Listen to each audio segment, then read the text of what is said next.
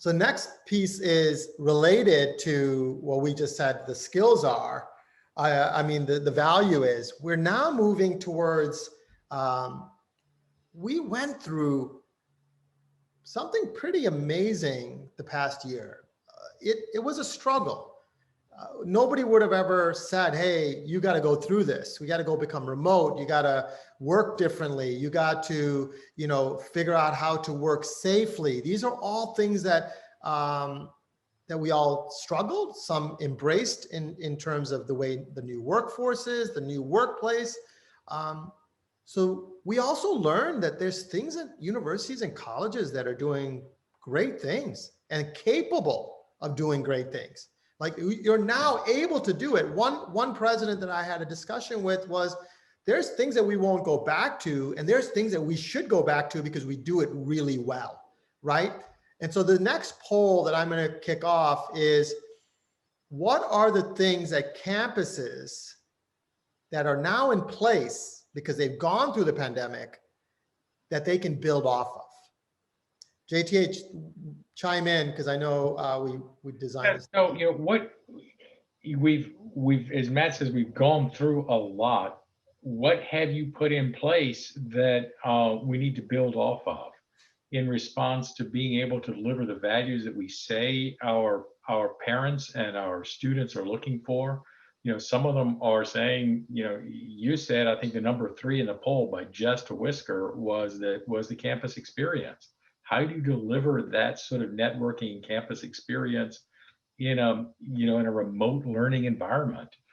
What have we put in place that we need to take and build off of, move it into the future? So I think that's Matt's got the poll up here. I think this is again a multiple choice selection, and so we'll give it a second or two. So I'm gonna, for our guests that aren't here live and they're going to be on the Zoom, I'm just going to go through the answers so they see it. The first is new engagement strategies that came through the pandemic, right? The second one is the new delivery models. We of course have seen Zoom. We understand that always wasn't the best, but hey, there's a new delivery model that people have to look at. New open mindset was a third option. We all think differently now. People are a little bit more, open to what they've gone through. A change culture. Nobody can say we can't change anymore on the dime. I think we can. I think that's an important piece. The new workforce potential. This is that whole concept of we're all pretty remote. So you could be in a rural part of a country now and hire some of the best people to work for you on campus. Just think about that, including faculty, right? I mean, there's this element of this new workforce potential is going to become really strong. I think it's going to be pretty competitive when this exchange starts to really move forward. Greater reach capabilities is an option, meaning you're not stuck in your own boundaries that you've always been on, the walls that, we've gone to this high school or this, you're now reaching in a much different place, similar to what Southern New Hampshire and Arizona State and Maryville and Western Governors is doing. Most universities could start to do that too. There's a whole set of new offerings that we're starting to see. We're seeing that some are being sunset, but we're seeing a bunch of new offerings come into play. And then the last one is other. So I would love to hear anyone who's willing to talk about the other. We'd love to hear it, because the other is what we all recognize, the ones that we're asking you for. What are the others that we should build off of? Anyone? Matt, I can talk about it. Go ahead, Preeti. So what I think is, yesterday I was part of one of the conference sessions, and the research, it was all IR group, and they said that the student quality did impacted their retention rate. So higher the student quality, higher the retention rate. What I feel is right now, because of all these budget issues, we're only focusing on the quantity aspect most of the times. That what's the enrollment number, what's next, what's next, what's next.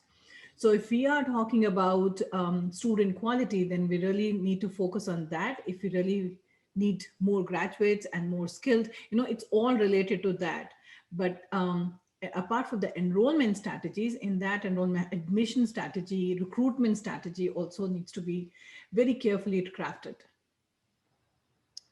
No, that's great. So what you're saying is that it isn't just about the enrollment. It's about having the right enrollment that's going to be successful at your institution, and schools should build off of that. And I totally agree with that, because one of the things is you have to figure out what your value drivers are. So if you looked at that first question, you as an institution have to decide what are those value drivers that you do really well, and what students are going to come there, and how do you recruit? How do you bring them to your campus? Because they will be the best fit to be very successful. And also, you're also meeting the purpose of why they're wanting to get an education. Right. So for each institution, it has to be very, very focused. What are they really good at?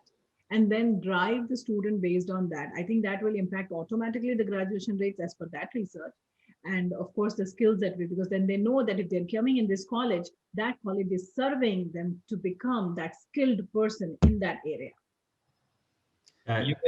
You mentioned recruiting, and I know Demetrius isn't shy. I've known Demetrius for a long time, and he had some things in the chat about recruiting and the campus visit there. So I'm going to throw the ball over to you, Demetrius. Good to see you.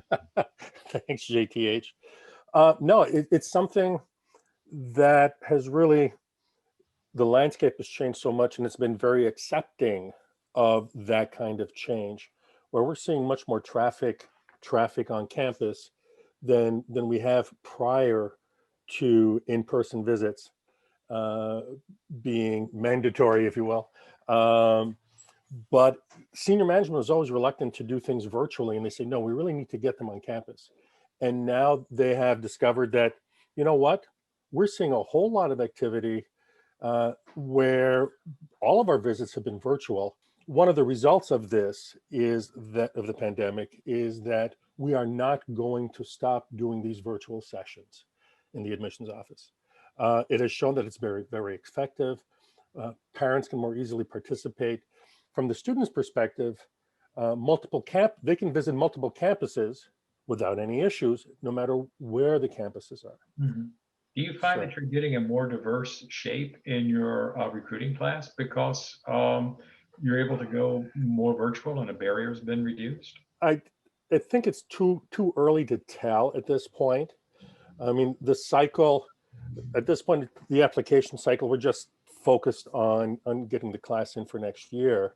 We were fortunate last year that we were essentially close to on target, which I think wasn't the case for many other institutions, but we were within a handful of percentage points from what our target was for last year. Of course, it was blood, sweat, and tears to get there, but this year it's a totally different perspective because the pool is just so large.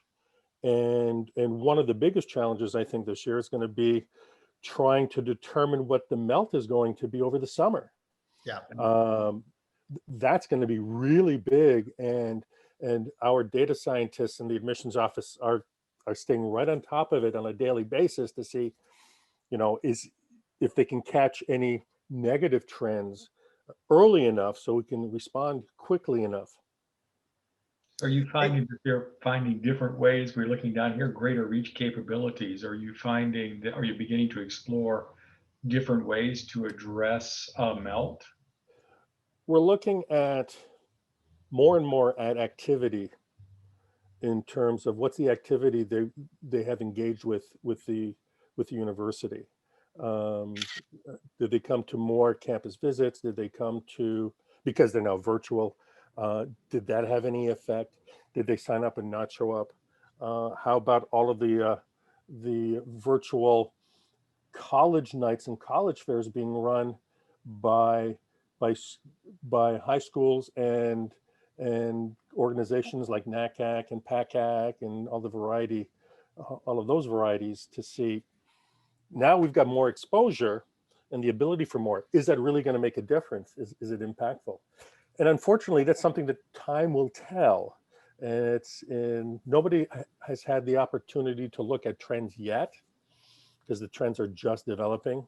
Right now, the focus, at least in my world, and I'm sure many other higher ed world, is we have our first round of decision notifications are coming out in the next week or two. So everybody is sequestered and looking at all the data, looking at all the applications to see what's the best profile class that we can come up with. Hey, Demetrius, where do you work? I'm at Syracuse University. Okay, got it. Perfect. Well, the question, like I said, my daughter is going through this process, right? And prior to the pandemic, she had a list of schools that we were going to go visit. And that changed because now she's on every virtual tour. She's looking at, what a campus life looks like for her. And it's pretty powerful in terms of her affinity to that campus.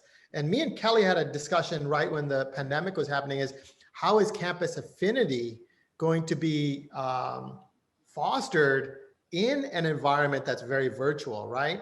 And so I think the fact that my daughter is having an affinity to a certain set of schools because of the visual, the fact that she can walk, virtually into a quad was pretty interesting, right? And I think people are going to need to be very creative. It's almost a little bit of marketing, and I'm a big believer, and I've said this, and Beyond has a whole marketing arm in our group. I believe that marketing will become one of the most important factors at big universities, small universities, mid-market, because your message has to be branded and above everyone else's more today than ever before. Like, I'll be honest, things that I got from my daughter in written form, I would be like, my God, I took it to my marketing guys at Beyond, and they're like, oh my God, this is horrible, because they're not thinking. And I think you're going to start seeing a competitive edge in that, because students are going to say, you know what, I like that, frictionless experience on how I learned that campus. So.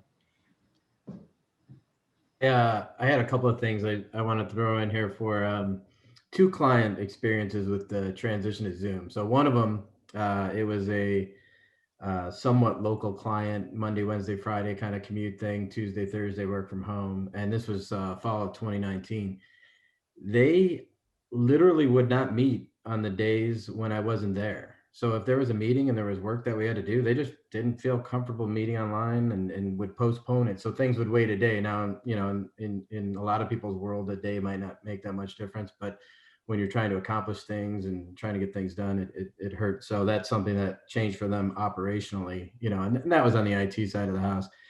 And then another former client, one of Matt's actually, that many moons ago, Kutztown out there in Pennsylvania, a great little school. They had just done training for Zoom for the faculty in fall of 19, and their participation was like not good. And then so March 2020 rolled around, and all of a sudden they had to retrain everybody. Everybody should, now the attendance was great for this tool called Zoom that they didn't know much about. Those that weren't the early adopters. So just a couple of quick hits, quick notes out there. I think it's really cool what's going on, and even through the K through 12 level. Our focus here is primarily in higher ed, but it's really interesting to see how all the adaptation has happened over the last year or two. Now, you raise an interesting point, Dan, is that we'll be recruiting students, and students will be coming into the university who spent their last 2 years in high school in remote learning. So their whole concept of what a student experience is going to be is totally different from what the juniors and seniors had when they were coming in 2019. And so that's going to be an interesting thing to respond to, because it's no longer you're coming here for the ivory covered buildings on the quad. They've got a completely different view. I'm gonna throw this over to Jim. I see Jim has his camera on, so I'm able to ask him a question about this. and being at a large, campus, and there's a competitive edge on that whole side of the West Coast that you're at. How do you differentiate yourself into market at this stage? Like, what are the strategies that you're doing? And then also, what are the new delivery models that you guys are thinking of and planning for to allow for people who do come there to have this campus affinity, this relationship with your campus? Like, what are the things that you're doing on your campus, Jim? Matt, I think, well, one thing that's kind of juxtaposed with this is before the pandemic hit, and looking at an August 4th open, I'm doing project management right now for a new on-campus, new student welcome and visitor center, as part of a new residence hall. It's got a theater and it's going to be pretty cool. Right now I'm like looking at iconic art features I'm going to stick outside and sculptures and stuff like that. So it's kind of outside my usual realm of doing things, but it's tied into the whole kind of brand awareness. And we're looking at opening up our new Hayward Field track and field complex for the World Championships next year. And so there's just a lot of things that, I agree with what John was saying, is it's changing kind of people's expectations and modality of how they absorb learning and how they acquire those, certificates and degrees and those markers of competencies and potential the employers, et cetera, are going to look for. But there's also a very strong pent-up desire for they can accommodate, they can have the grit, they can deal with these things, but it's not that they want to necessarily. Some do. So I think one of the big changes is there's a lot of pent-up desire. We recognize that people want to get back to being with people, recapturing even sophomores that are looking like, can I get to a residence hall potentially this fall, because I want to recapture some of that expected freshman experience, or people that have missed those things if they were coming at you as a traditional high school to college student and not as an adult learner. So there's a lot of pent-up desire for doing those kinds of things, getting back to interacting with people in an unscheduled Zoom world where everything is so intentional about our meetings and schedulings. And yes, you can have those things, but those serendipitous moments, like I said, of crossing after class or running into somebody in a club or a coffee shop or down on the sidewalk, it's kind of like, okay, well, the founders of Google and the Stanford campus have found each other if they hadn't been interacting in person and just bumping into each other and having, or overhearing a piece of a conversation. So in marketing types of things, also one of the things we had done early on is start up a UO 360 and took advantage of the Google Cardboard. Yeah. And distributed those at least to all of our admits. At the time, looking at not because of travel bans, but the recognition of not everybody has the ability to afford travel to a place. So we wanted to bring them there, bring them that 360 virtual experience of what campus is like. So we're still doing that now to bring people on campus to see what's going on, what are the sights and sounds of campus. We've had a pretty strong brand, whether through athletics and more nationally recognition of the O and Nike and whatever you associate with the Ducks and with Oregon, changing uniforms at halftime, whatever it is. But looking at that going forward, I think one of the things we have to recognize is it's going to be, you're going to have to spend the capital and the resources to allow things to occur in a hybrid environment. So, whether it's trying to compete with this, Southern New Hampshire's of the world, Western governors, or people that want to do things in an asynchronous environment where they want to approach learning when, where, and how they want to absorb it. And they don't necessarily have that time during the workday. So you're catering to adult learners and more the online wing, but also pulling people in that might have underlying conditions that even with vaccines and other things, they're not going to feel comfortable being in the classroom.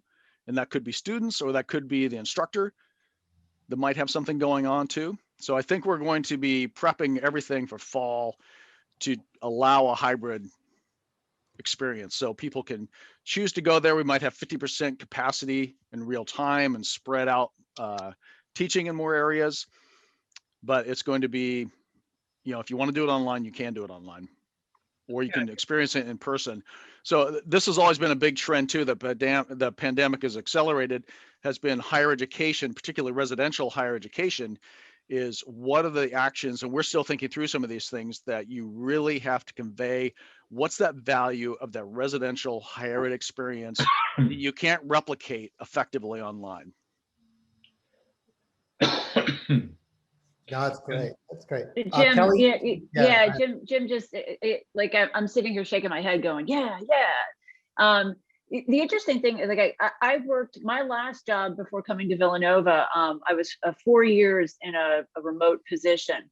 And so when we first went remote, I was like, I got this, and I had to actually teach my team how to work remotely. And that was kind of interesting. But here we are a year into working remotely. And I realized I didn't work remotely. I worked in a hybrid manner because, you could call a meeting and everyone would go to headquarters and you'd sit around the table and, like get through something that takes forever on Zoom. How do you do a strategy session on Zoom? It's horrible. So I think, I've been saying to folks, everyone keeps talking about, we can't wait to get back to normal, right? And we all are equating normal with pre-pandemic. And I think what we're going to see is this, like, oh my gosh, like, we're so glad to be together. Oh, this is great. Everything's in person. And then I do think I have a freshman on the other side of this wall right now doing his entire freshman year, remotely. I think that they're going to swing back to really demanding that hybrid experience, which is, to me, it's like, of course, that makes total sense. But I love how that sets us up too for the lifelong learner, that we're now able to start thinking about, the college degree. It comes with this, 4 years of commitment, but it's so much easier to imagine going back if we find our way as an industry comfortably into that hybrid space where we can continue to engage those graduates afterward in a way that they're familiar with, as opposed to having to kind of make this leap that we know how to do it. So I'm kind of excited about that. So this is great, and we're at the bottom of the time frame for this topic. But Kelly, I think you hit something that I think is something everyone has to think about, especially on these campuses. Right now, we pay a 4-year tuition, right? That's what we pay for. And whatever you can consume in that 4 years in that time frame is what your education is, right? The concept that we should be looking at is, yeah, you're paid this 4-year tuition amount, but then how do you stretch that? So the reality is, do you need 120 hours all at one time in 4 years? When my daughter is 17, the amount that she can probably learn and gain in the next 4 years, she probably needs to be stretched out a little bit to get the value of what she's really learning, put some exposure to her. Like, she worked with me in the summer as I built out Beyond. The things that she learned during that time, working with other people who just came out of college, was more important to her than anything that a classroom would have provided her. Luckily, she was virtual and we were able to do some, but she picked up those things. And I'm like, well, that's what we should do for careers in the way that we do education. So it's probably a topic that we want to have. Curtis, I saw you shaking your head. You have a thought on that before I close the topic? I was hopefully nodding my head in total agreement. Just tying these things together, I think you're going to see a wave of, and schools are already doing it, but you're going to see a wave of institutions that are taking a very focused approach on the idea of learner or student and learner journey mapping exercises and applying that to, both their physical and more importantly, their digital learner experiences. Demetrius spoke about it, but you can't do it in bit parts. It has to encompass the whole thing. And it maps back to earlier conversations we were having about the dynamics in the industry, about institutional viability, right? So you see schools begin to really focus down into areas that they're good at. And from that comes a brand. And they're going to begin treating that brand increasingly like an experience brand because of the lifelong learning element that's coming into play. Yeah, say Curtis. You're good. Oh, sorry, I lost it. You said something there. It sparked an idea, and I just lost it there. Hey, Curtis, that is almost a framework, right? What you just explained is what the mid-market and even the community colleges have to think about. What you just walked through right there is how schools have to reinvent themselves to really be relevant and sustainable, right? You know, the big schools like the Jim School, you know, they have a little bit of guardrails that they can work through. Some of these other schools, they don't have a guardrail. Mhm. They're going to go off the cliff if they don't stay on the path that's going to get them some things. So.